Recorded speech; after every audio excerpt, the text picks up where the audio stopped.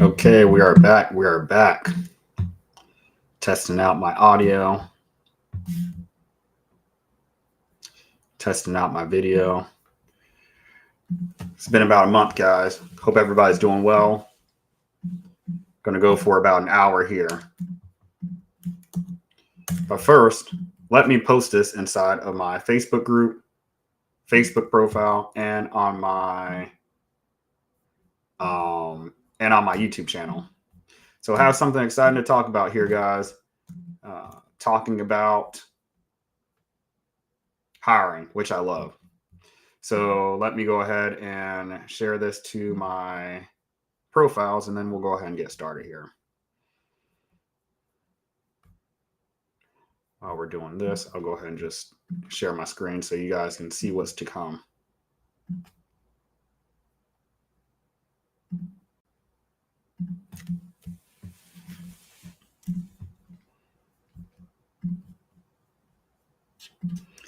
I'm going to mute myself here.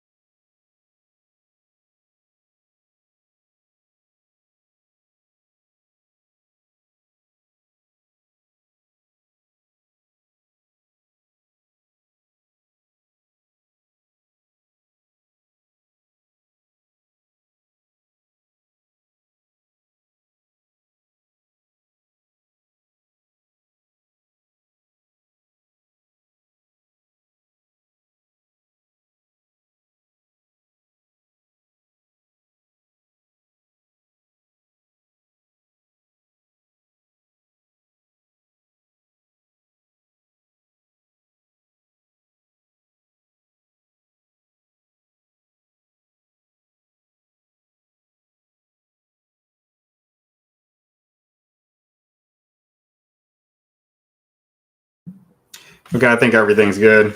So I usually like doing these in the evening or at 1, like during lunchtime, but people can always go and watch the replay here. Sometimes I don't have enough time to get through these guys just at a consistent basis because I am working in my own business full time and other investors. I'm helping them out with their companies. So just going to make sure this is streaming on YouTube as well, and then we'll go ahead and get into it.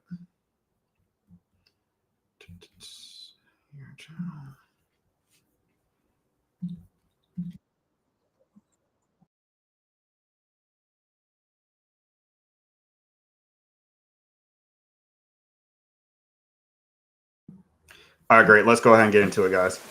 So one thing I'm going to talk about today is this. Why good investors struggle to make great hires? Again, guys, a lot of people want to focus on the sensational parts of real estate. They want to focus on lead generation. They want to focus on AI. They want to focus on which dialer works the best. My friends, to be honest, all that stuff is important, but it doesn't really get to the foundation. After being in this industry for 9 years, coming up on 10 years in January, I realized, probably not quickly, but consciously, I realized in about 2017, it really made a difference in the business who you hire. Technology can only take you so far. I think a lot of people shy away from this because this isn't just something naturally people know. A lot of investors, guys, they know how to do the business great. They know how to close deals, but guys, they do not know how to hire team members. They don't know how to run a company. Guys, I'm not going to drop any names, but I've been with some investment companies and they were making 50, 60, 70K a month by themselves, and maybe with an admin assistant. But honestly, guys, if you talk to them about leading a team, or if they had to actually step away from their business for any extended time, whether they got sick or whether they wanted to take a break, they couldn't do it because they were the one in that seat. And what happens too, guys, is I'll tell you this. Investors sometimes keep bad employees on that are a thorn on their side simply because they don't know how to replace that person's production. So you'll tolerate people that aren't great in your business. They aren't good for you. You'll tolerate employees that actually participate in subversion. right? You'll literally keep people on. I've seen investors keep people on where they know their employees are basically talking behind their back and don't respect them. But they don't replace that person because they don't know who to hire. They don't know how to hire that person. They don't know what to look for. So really on this live, guys, this is what we're going to be going into.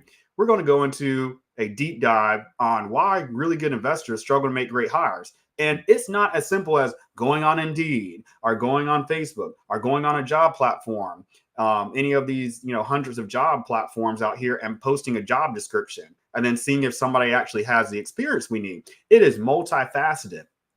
And one thing that you always get from me, guys, is breaking these components down. I don't mess around here. And I'm actually going to give you guys a nitty gritty. Whoever's watching this, I may keep this up after this.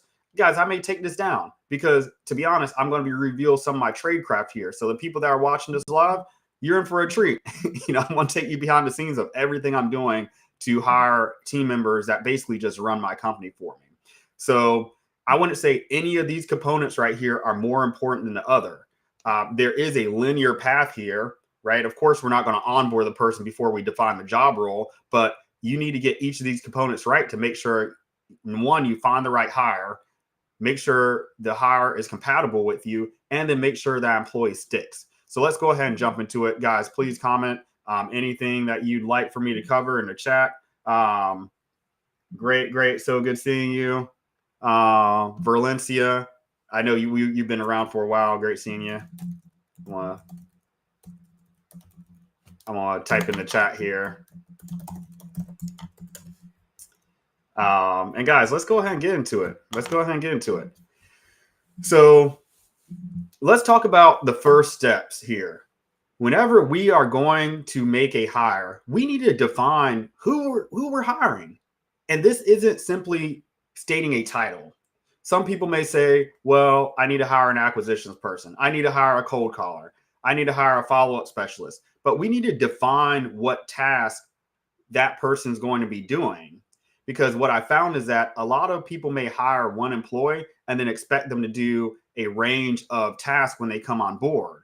And I may be getting ahead of myself a little bit here, but when people onboard an individual, they may have a whole slew of items they need that person to do, and they may try to put too much on that person's plate and then they leave. So what I do is I have certain milestones that each job role is supposed to fulfill at different stages of the timeline of them being with me. So we have people on really a 2-week trial period, but after that's a 90-day probationary period. It's in our employment contracts. So within 2 weeks, we could basically terminate that individual without question, and we'll pay them the hours they work, but they don't get any sort of benefit of the doubt during that period. We're basically just seeing if they can log on to the computer, if they can log on time, or if they're in our chat, if they're responding back to chat messages, if they're essentially being present, and if they're being attentive, if they can actually do the bare minimum of the job. After that, we'll give them some more tasks. Again, we'll talk about that in a little bit. But let's go ahead and start talking about defining the job role. I love this part here. Let me zoom in. So let's say we're hiring a cold caller, as an example. We need to list all of the tasks that this person should be doing. And I'm doing this live here, guys. So I love doing things live, but I have some notes over here that I'm referencing. So we need to list all the tasks that this person should be doing. So I would say primary task. These tasks include parts of their job where if they don't do anything else, this is how you're judging their performance.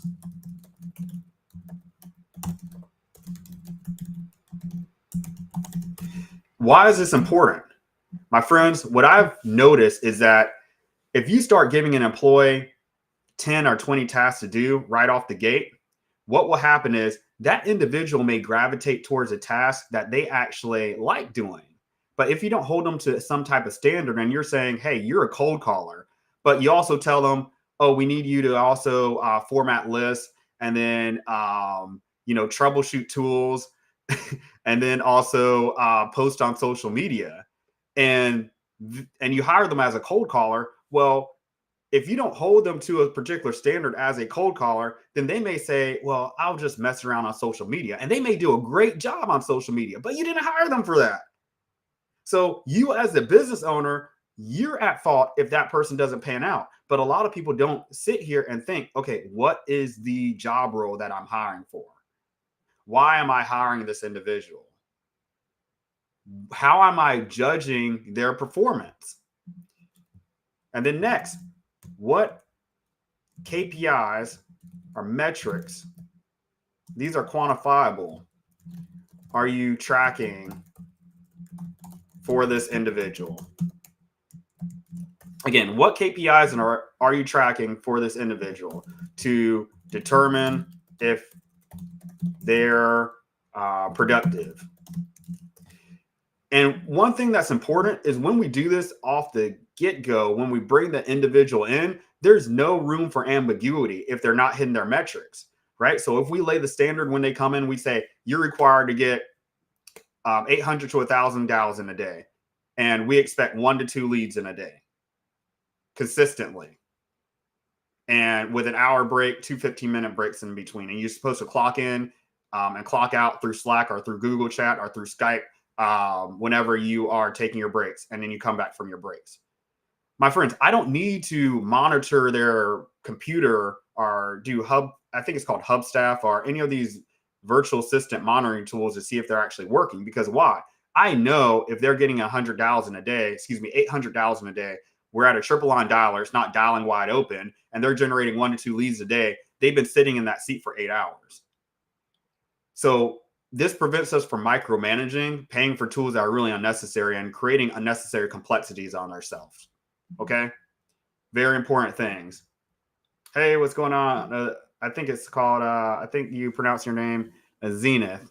Correct me if I'm wrong. Hey, Zenith. Hope all is well.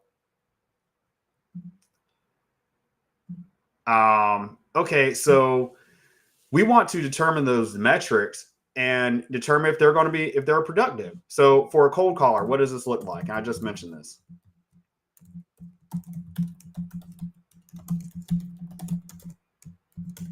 So 800 to 1,000 dials a day, 1 to 2 leads per day, consistently. Well, I can't type. And then these are going to be your primary metrics. And then maybe some secondary metrics that are more qualitative are sitting in the seat for 8 hours a day. I would say these are more of like your standards for the person. Clocking in, clocking out on time. Extremely responsive via chat. Okay? So these are what your standards are. Again, this is going a little bit into the onboarding and training part of it, but I think this does make sense as far as us. Well, it does. We're defining the job role here, what we're looking for. So notice I didn't say bad metrics to track. And these are more of like vanity metrics. I can't even really think of any right now, guys. My mind doesn't even work like that. But I would say if somebody is tracking, this is an extreme example. How many texts are you sending out?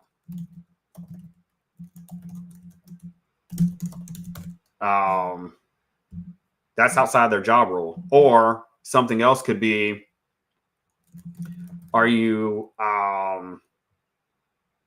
taking inbound calls?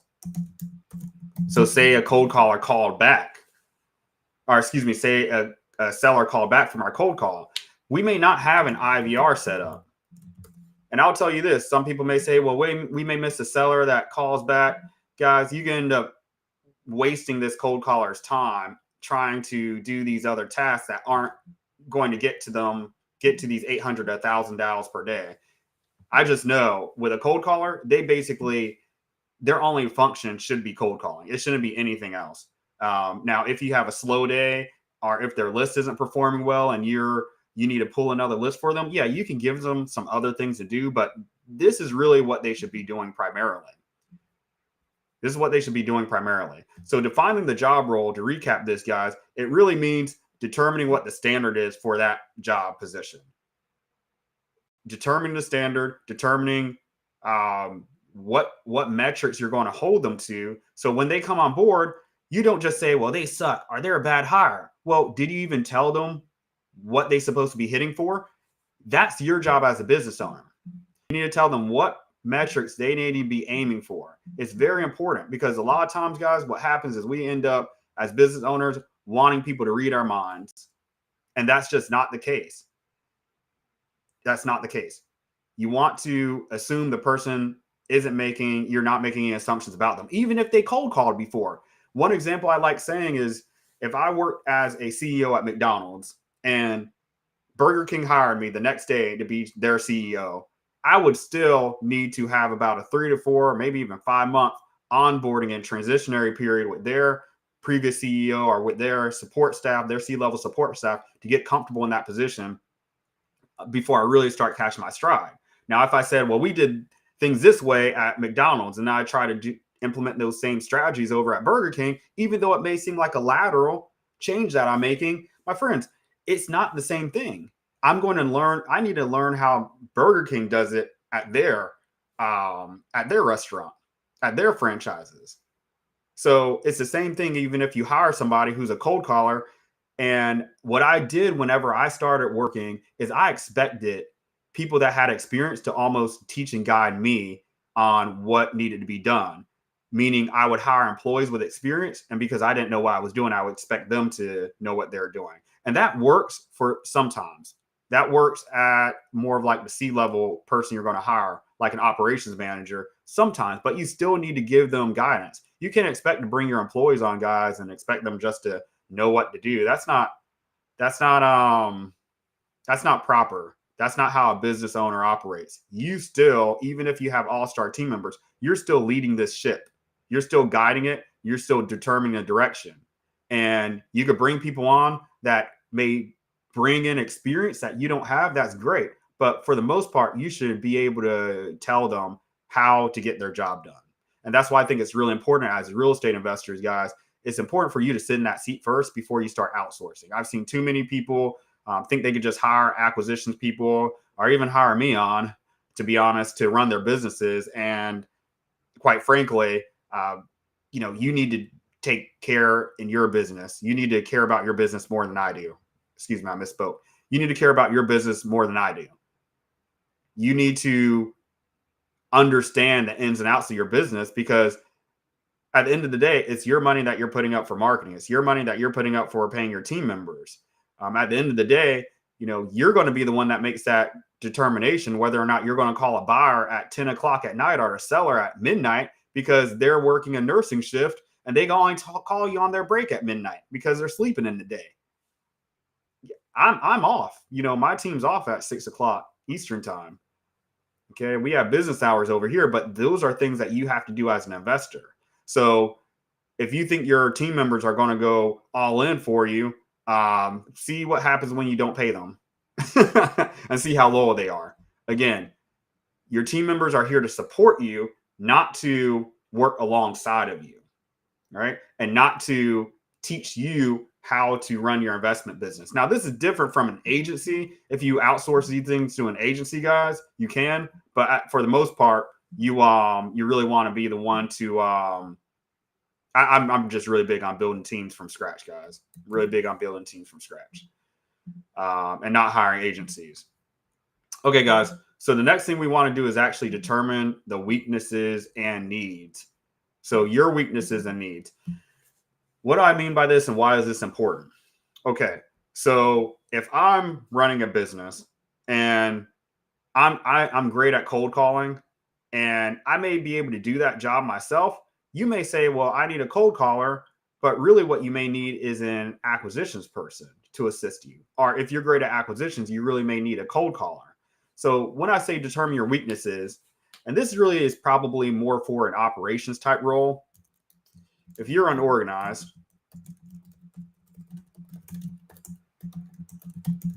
You need someone who is organized.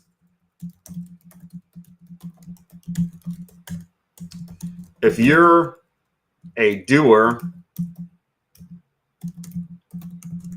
and not much of a strategic thinker,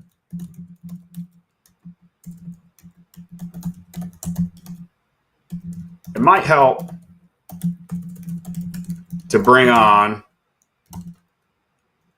some analytical minds. So this is really important. A lot of people want to hire, and I'll say this in caps, a lot of people want to work with others who are like them. I want to say big no. Big no. Why? If you hire people that are like you, you're not addressing any gaps.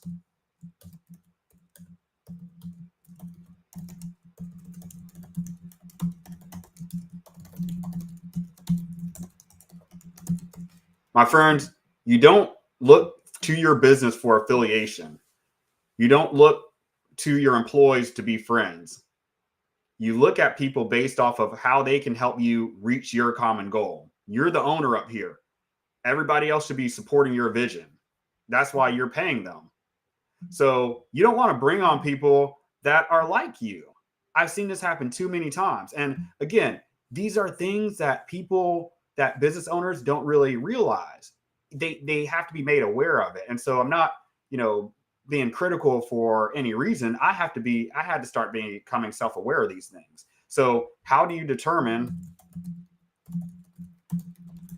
your weaknesses? I don't like just saying, well, I'm strong at this, I'm weak at this. I want an unbiased third-party opinion. And because of that, I use various personality assessments. I can tell anybody right now with confidence and without shame. That's the biggest thing. We need to drop the ego here. Now, let me put that here.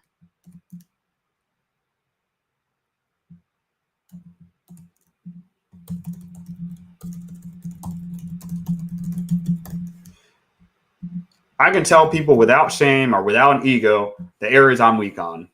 And I'll actually show you guys. And I tell my team members, more of my ops managers and then the people that are working with me at a C level, like my acquisition supervisors, as long as it's applicable, the areas I'm struggling with. Because I want them to feel confident and say, okay, this is an area I can help Cece with.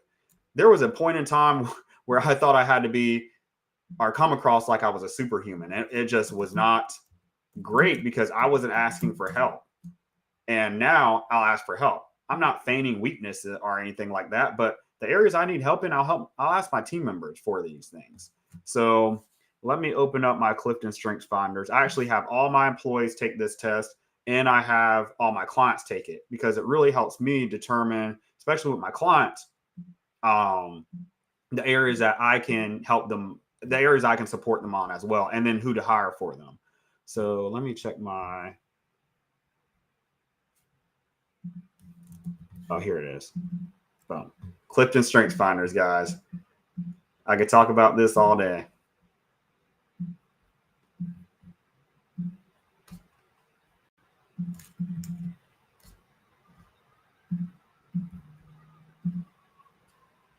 Okay.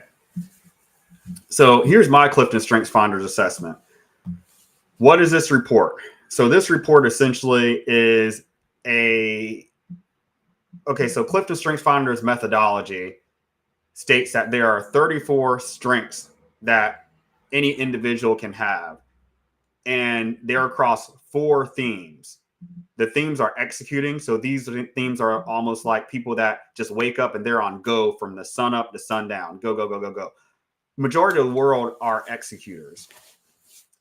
Influencing themes. And executors are almost like your worker bees. Influencing themes are themes that I'm an influencer, right? These are themes where you want like taking charge. You like speaking up. You like being heard. You're a leader. Some people don't like being in the leadership roles. I know a good close friend of mine, I asked her, she got offered a supervisory position at her job. I said, hey, why don't you take it? Yeah, benefits, you'll make twice as much.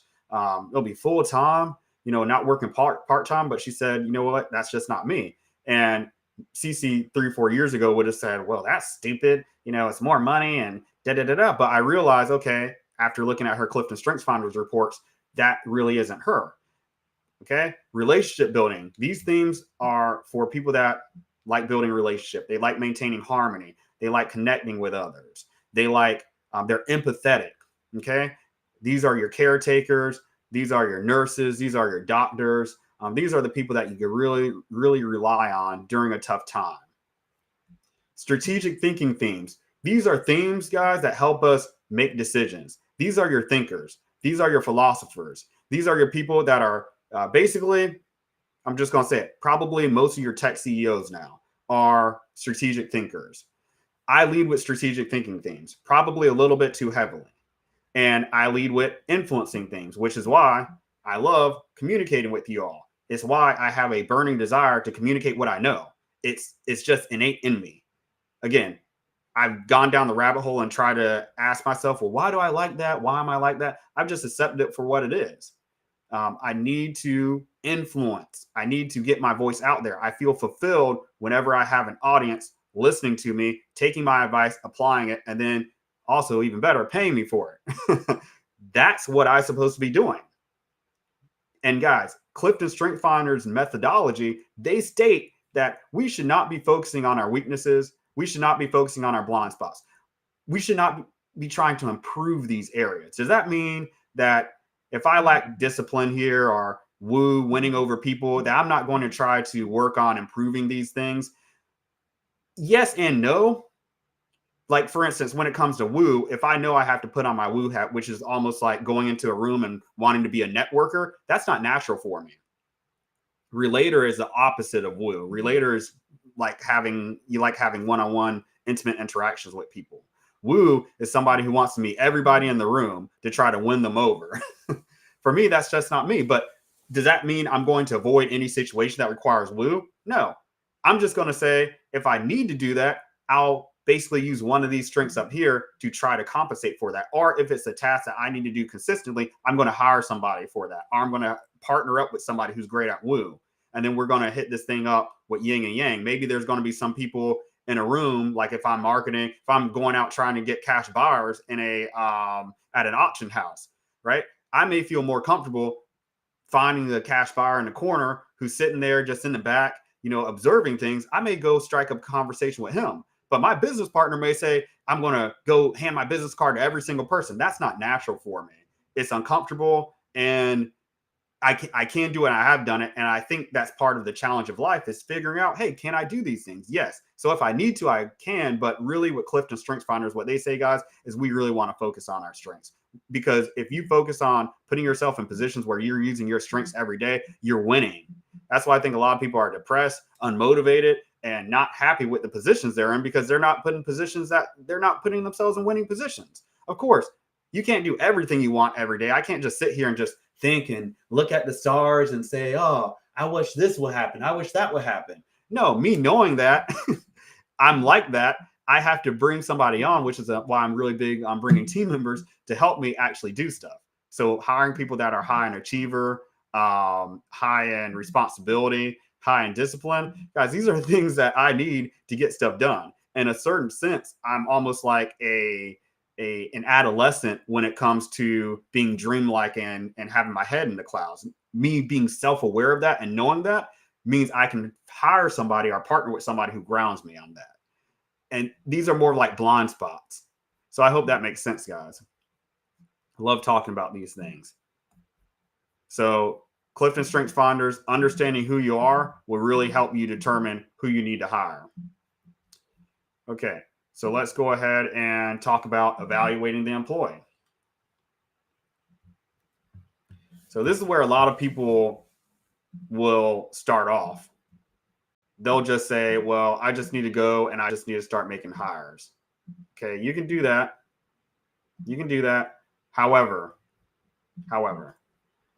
if you're evaluating the employee, and you determine that that individual, you don't know what really job role you're hiring them for or what tasks they're going to do, you may bring on somebody who could do so many things and they end up not doing anything at all, right? For me personally, this is an example where I would, like around 2018, 19, when I first started hiring, I would hire people on and I would bring them on and I would almost hoard employees. So I would go out to hire a cold caller, but I would see that they're good at admin or acquisitions and they weren't really good at cold calling or didn't want to do that. And I would just say, well, maybe I can find a space for them. And I had like people on payroll that I was paying, they weren't even performing. So that's silly. So, you know, you want to be able to evaluate the employee based off of you defining the job role. So what does that look like? Reviewing the resume, of course, and determining if this individual has the necessary soft skills and hard skills to get the job done.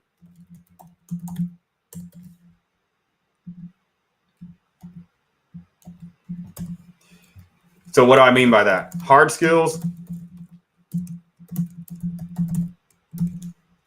Do they have experience doing the job? And I'm just going to say this, guys, I'm not taking a chance on anybody. I'm not bringing anybody on in my company right now that does not have the skills to get the job done. I'm not going to bring somebody on and mold them into an acquisitions manager, mold them into a cold caller follow-up specialist. From the Philippines, we have a lot of people right now that have been doing working in real estate companies rather for years, some for over a decade. I would say things really started getting hot around 2019, 2020, peak pandemic. Okay. So we're not taking on people and then training them. Now, I would say this, there's an exception to the rule. If you can find a great deal on somebody and you don't need that person to perform right now, let's just say you could bring on somebody and train them to do acquisitions for $4 an hour. They have cold calling experience, but they seem like they're a go-getter. They don't have an accent at all. They have great critical thinking skills. They want to make it work. They're young. They're hungry. And you just see the spark in them. Well, you could bring them on and you could train them if you want. I'm not saying I'm not saying you cannot do that. I'm just saying if you want to get immediate results, I would just look for people that have experience doing the job, especially if you're hiring that first layer of individual. You can hire people that are moldable after you made your first layer of hires. So if you're depending on somebody to get deals closed up or to cold call, you don't want to bring somebody on and them not know how to use any of the dollars that you used or know how to troubleshoot the tool, know how to call the companies, like the not the cold calling companies, but the dialer companies, the software companies, if you're having an issue. You don't want to do that. You want to bring somebody on, guys, and they're literally from day one, they just know how to do the job. They can plug them in a seat. And really, the lower level of the employee, the less you're paying them, the closer they are to contacting cold leads, I would say, not in a negative sense, but, you know, just the people that are entry level, you should have a robust applicant pool that you can choose from. And you should really be looking at the top of the pack there. You should not need to be bringing on a cold caller who doesn't have any experience, right? That's just bogus in this day and age. But you need to know where to look. And you need to know how to evaluate that person. Let's talk about soft skills. So these are things like longevity, dependability, interpersonal skills, great communication, prompt, or excuse me, I'll say punctual. And I also would probably say this, strategic thinker, and more of like a problem solver. They don't have to be great here, but they just can't be a chatbot. They can't be a chatbot. And I've seen way too many people hire individuals that are not strategic thinkers. Sometimes I'm thinking, what do you see in this person? And I'll tell you what, guys, making the wrong hire and not hiring somebody who's smart, who has high IQ, I'll say it, guys, you want to be looking for people that at least have 100 IQ. Average IQ in my company is 120. And yes, they all take IQ tests. I want them smarter than me. Mine's about 130. I have somebody on my team who has a 150 IQ. Great. Yeah, the C students are usually the CEOs and the billionaires of the world. Not the CEOs, the billionaire entrepreneurs of the world. And the A students, the CEOs work for the C students. So I don't need somebody who be, I don't need to be extremely sharp out here. I consider myself sharp, but I'm not I don't have like a 200 IQ, but I want people on my staff and on my team that are extremely smart. Okay. So I want them to be able to present issues to me and solve those issues. I want them to say, hey, Cece, we're dealing with this issue. This is how we're going to solve it. If I'm the person who has to spoon feed that individual every step of the way how to solve a problem, I might as well just do the work myself. We need people that can make intellectual leaps. We need people that you give them a task and you say, hey, I want you to call these cash buyers. And they not only call the cash buyers, they not only qualify the cash buyers, but then they start creating their own spreadsheet. And that spreadsheet has the buyer's buy box. If they think that person's a great, if they think they're a tire kicker or not, meaning is this person just going to waste our time? They need to know whether or not they're talking to a wholesaler or not.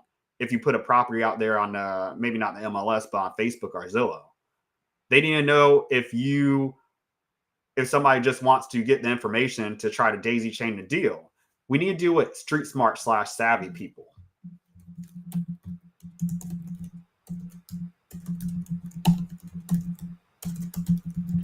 You can't teach this. So how do we evaluate this? And know how to, and know who we're dealing with ahead of time. So glad you asked, guys. So glad you asked. So one way that I will evaluate this and determine who we're dealing with is, guys, there's personality typing. You guys, if you follow me for more than a day, you know I'm big on personality typing. So 16 personalities / MBTI. That's a good one. And then also I use the individual's birthday profile.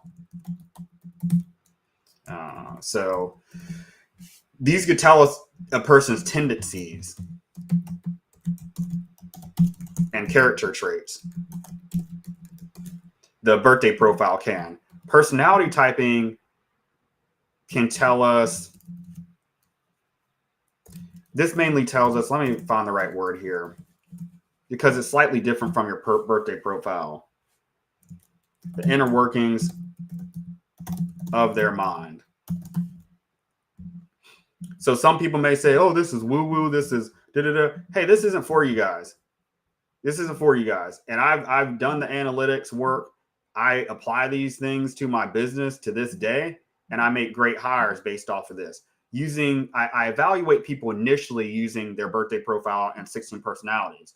Then when I'm looking to hire them on, I'll have them take Clifton Strengths Finders, sort of as like a last way to determine if I have the right person. I mainly do that for operations people and anybody high up, like an acquisitions person, just to verify that there aren't any strengths that I don't like seeing in their top 5 or top 10. For me personally, with my operations people, and I have one that I interviewed yesterday. I'm bringing her on tomorrow. She's high in achiever and activator on Clifton Strengths Finders. I need that. So sometimes it's not so much as is this person not the right fit for the job role? It's more of like, hey, are they the right fit for me? So I don't just like using one personality type model. I like cross corroborating them and then taking certain components of each personality type model to determine if that's going to be the right fit. So I'll give you guys an example just to drive this point home here. We're not going to have an introvert do an extrovert's job. So if anybody's out there, if anybody is out there and they're like, well, this is woo-woo. This isn't scientifically backed. There's no data behind this. Okay, if you use these terms, introvert or extrovert, if you ever use these terms even if you said I'm an introvert, extrovert, you believe in this model. Because this model right here, MBTI, which came from Carl Jung, German, I believe he was German psychologist. He created the 12 archetypes. He came up during Sigmund Freud's time, but Sigmund Freud got overshadowed from Carl Jung, which is why a lot of people, I could go down a tangent with this, why people think, it's just a whole personality theory that I don't like, the whole Sigmund Freud personality theory. I think Jung's personality theory is more solidified, but Sigmund Freud's was more tribalistic, I think more sensational. And that's why his caught on. And Jung and Freud actually had a falling out. Well, what Myers and Isabella Briggs did, I'm sorry, I think that's their name. What Myers-Briggs did, it was two last names. They created this personality profile, MBTI, because they wanted to figure out women who were working at home. They need women to work in the war effort. When the men were over there fighting in World War II, how can we put the women in the best position to succeed in certain jobs? And I have a book. I don't have it right now within arm's length, but I have a book that goes back, that has data and studies going back 100 years on certain jobs that are certain personality types that fit certain jobs. So to round this out here, if I say, hey, we don't want to send an introvert to do an extrovert's job. Well, if you say there's validity to an introvert and extrovert, well, only thing you have to do is just say, hey, there's validity to these other three letters. So this E is going to be E. If I can unbold this, as TP. So this is a introvert, intuitive, feeler, perceiver. This is an extrovert, sensor, thinker, perceiver. So in INFP, guys, they don't have any room in your business. If you're an INFP in business and real estate, I'd be surprised to find any INFPs in this business right now. But I've seen INFPs apply for certain jobs, for cold calling positions. They don't have any room in your company. They don't, because these people are going to be more of like your, I would say, what's a good example of an INFP? Like an author or a writer, same thing, are behind the scenes, non-technical person, not cut out for the corporate role, not cut out for the corporate world. These are the people that would live off grid and an unconventional life. Now, does that mean they're broke and they don't have any place in society? No, but they're probably going to make their money freelancing or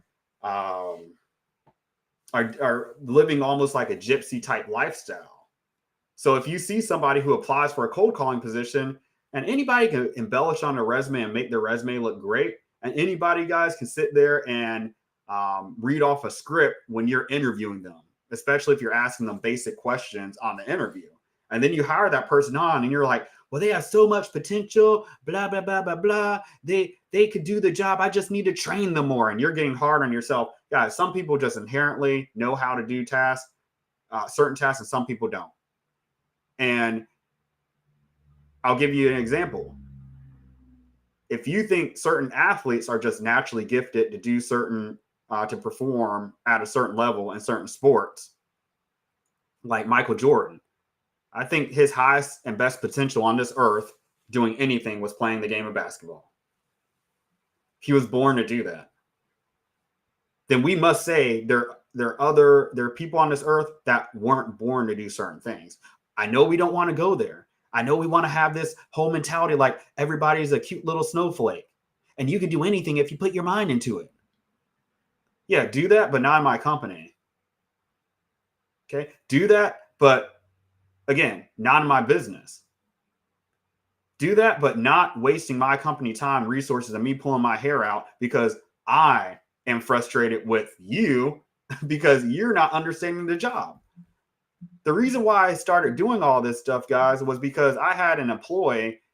It was like in 2019, and I was hanging out with a friend over at their house, and it was like 3 a.m. We had a party. It was like the middle of the week on like a Wednesday, but we were turning up. And so I was about to head home. It's 3 o'clock, and I see like 5,000 PHP getting sent out to my account, sent out from my account to a previous executive assistant I had that I hired, Filipino. And she sent herself about $3,000. She scammed me. I didn't remove her from my PayPal account. And I thought we parted ways. I thought we parted ways friendly. But this woman, I'll say her name. Her name's Joyce. I forgot her last name.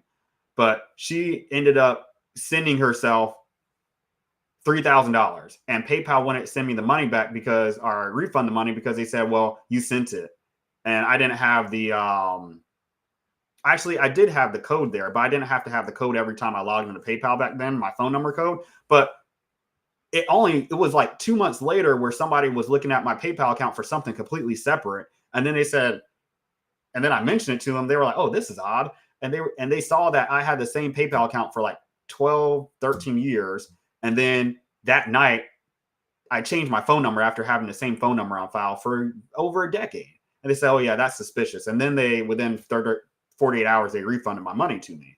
So at that point, I had to ask myself, how do I determine if there's a way to make a good hire? Is there, even if I have a 20% chance of making a better hire, how do I do that? Even if there's a chance where I can say, well, at least these other 3 letters, NFP or STP, I don't really believe in that. That doesn't make sense. At least I can say, well, if I need a cold caller, I'll just hire an extrovert, and that should be safe. And if that will save me from cut down on 30% or 50% of bad hires, that's worth it. But I've gone down a deep dive over the last several years of actually determining what metrics makes a great hire for real estate investors. I can't tell you anything outside of this, but for real estate investors, I have this down to a science pretty much. And I'll share with you guys something here. We're about to go in over here. I'm about to show you guys. Let's go, guys. Let's go. Okay. All right. So I'm going to hide this right here.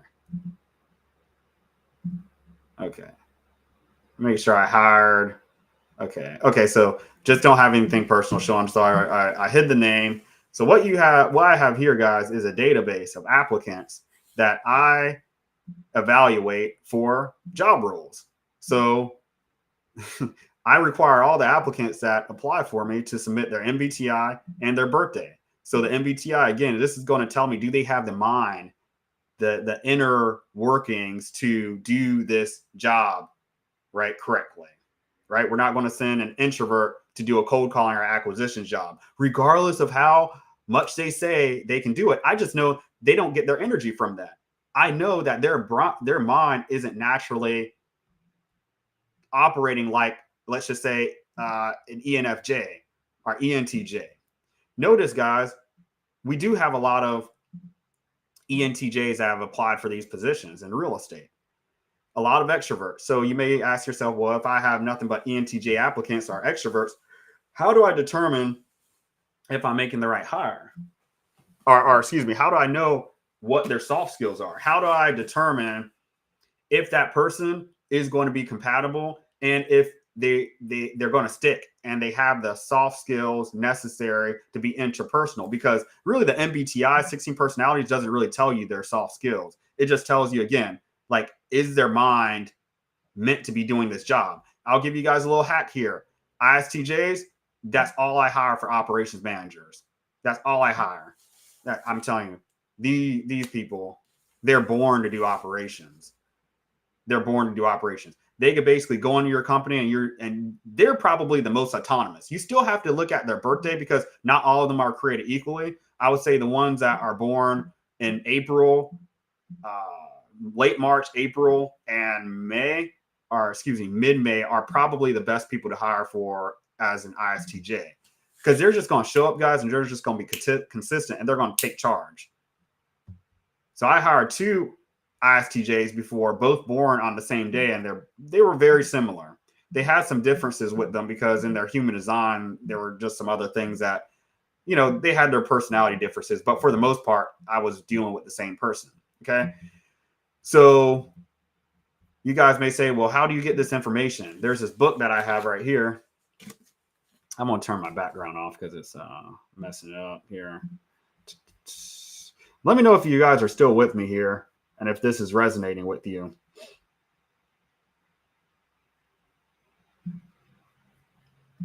And I'm going to unblur my background. Okay. All right, so I'm going to turn that off. All right, so if you guys see here this book, Secret Language of Birthdays. This is what I do for fun, guys.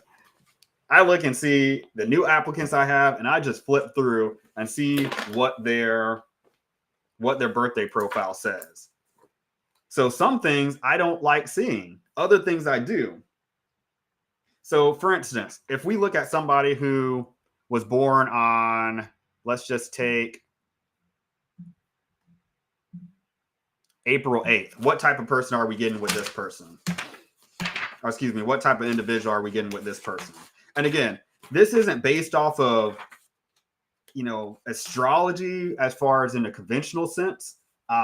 Like, I'll give you a background. This author actually, he passed away a few years ago, Gary Goldschneider. He spent 60 years developing or gathering birthdays from about 20,000 people. And he started to see commonalities within certain birthdays and then within certain time periods that people were born. And it's really a great behind the scenes look as far as who you're dealing with, because nobody's going to tell you their weaknesses. For instance, on April 8th, this is the day of conscience.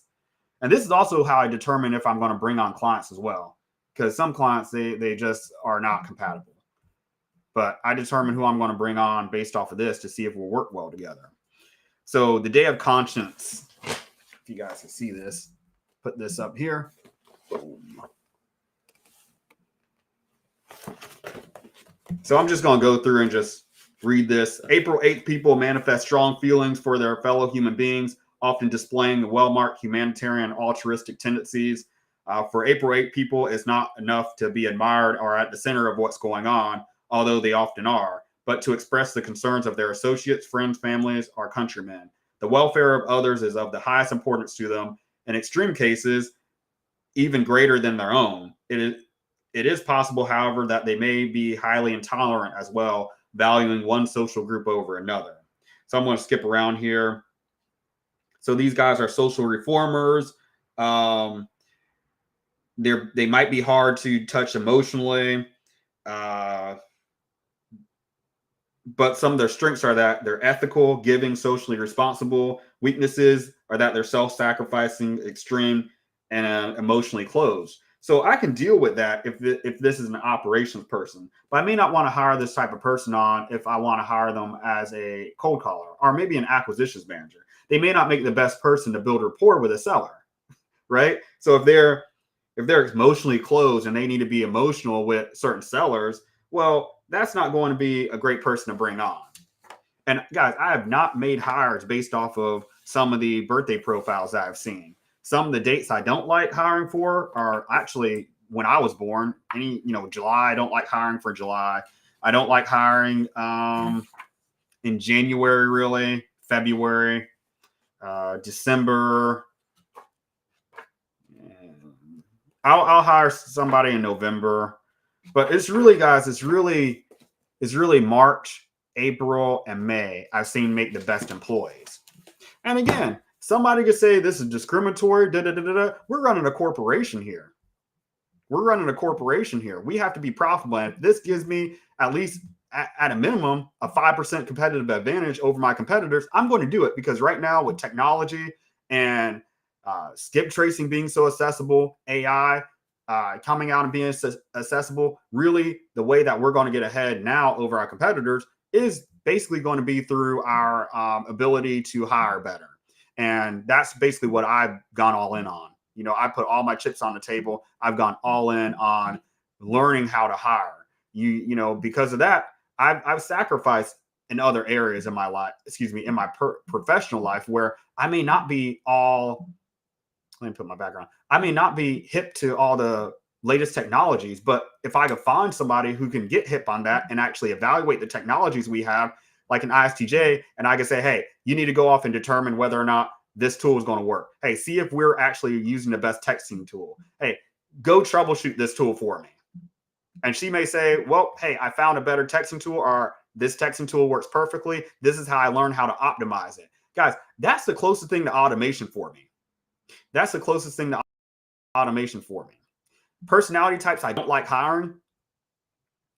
In real estate, I found that ESTJs are dry. Now, they may work with you with your personality, but I found that they're very dry. They're just very monotone. ESTJs make great judges, people that work in law and law enforcement out there in the conventional world, not really in the world of sales or in the world of enterprise. I just found that they're not going to go above and beyond. They're going to be solid. They're going to be consistent. And regardless of what their birthday profile is, I just found that their mind really doesn't operate in the sense where I need to be ambitious. They're more operating for security and stability versus taking a risk. I don't need that type of person. ESFJs, guys, they make great cold callers. They make great acquisition specialists, but they lack details sometimes. So if you're going to bring somebody on who's an ESFJ, just make sure that you're fine with them not having great grammar when they text the seller. That's cool. We can't get the same person. We can't get a complete package in one person. I think this also goes into probably the next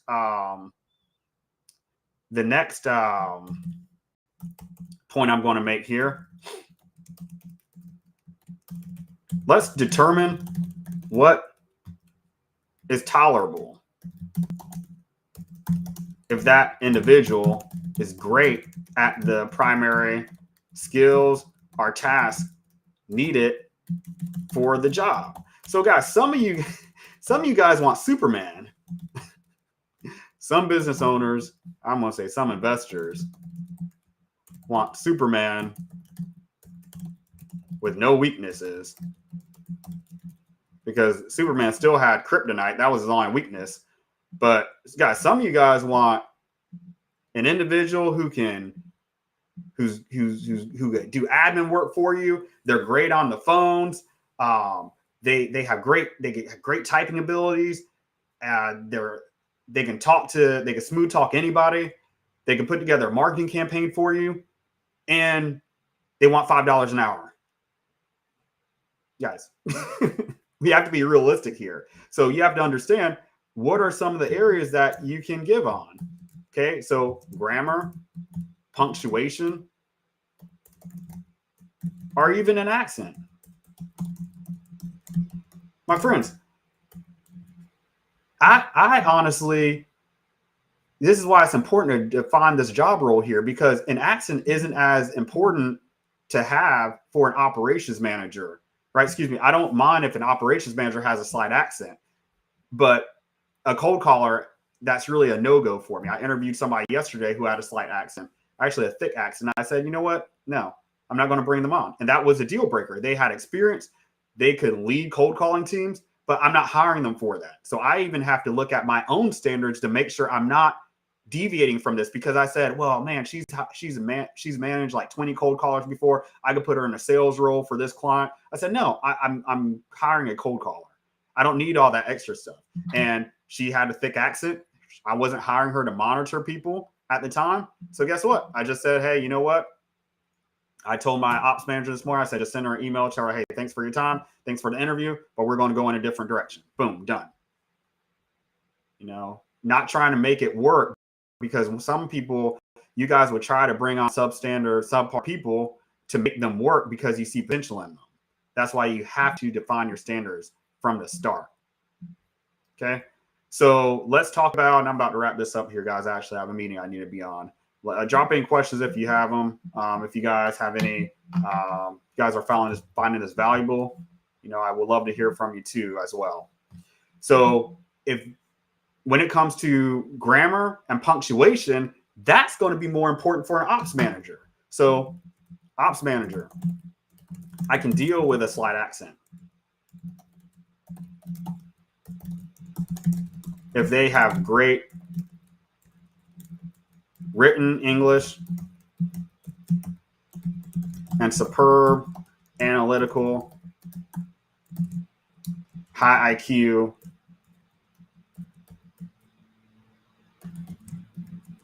skills. So I'm fine with that. But with a cold caller, I can deal with them not being as, I would just say, smart, or I would say proactive, because I just need them to show up and sit in the seat for 8 hours. But they must have an American or neutral accent. You guys see what I'm doing here? Guys, there's so many things that go into hiring.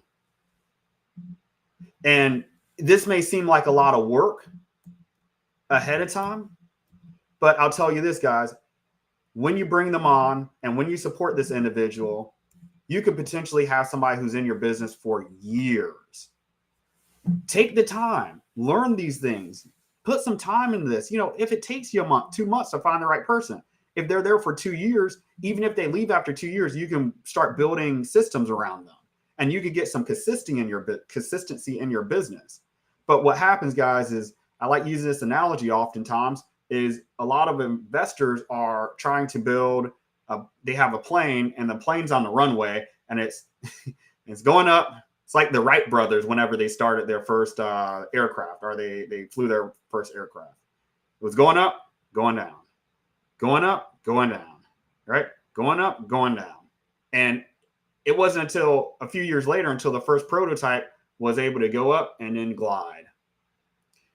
So when you have team members that you've evaluated, you determine what your weaknesses are, and you brought them on board, so you guys are yin and yang, you define the job role clearly, that person will stick with you long term, especially if you hire them from the Philippines.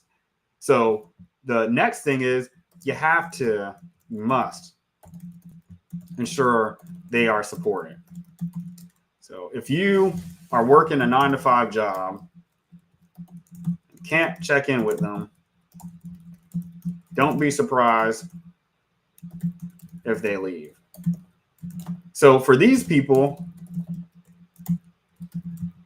for these investors, use an agency. Use an agency like my team. We do cold calling, we do team build outs, we do what I call management consulting for investors, where we actually help investors build their companies, manage their companies. But really, it is for investors that are like the whole management consultant part of it are for investors that are working in their business full time. But if you do need cold calling, right, use an agency. There's a lot out there. We do that. We cold call. We do lead management and follow up for people. And that can help you, if you have the budget, get to the point where you are essentially closing some deals. You're working your deals maybe after hours at 6 to 9. You're working the leads that we generated, and then you're off to the races. You're able to do that. You may be able to close 3-4 deals with an agency's help, and then you start onboarding a team. But I wouldn't suggest an investor who isn't working full time in their business to build out a team. Even if you have the money, right? Like, even if you have the money, even if your team's being trained and they're reporting to you directly, it's not an agency type thing. They're reporting to you.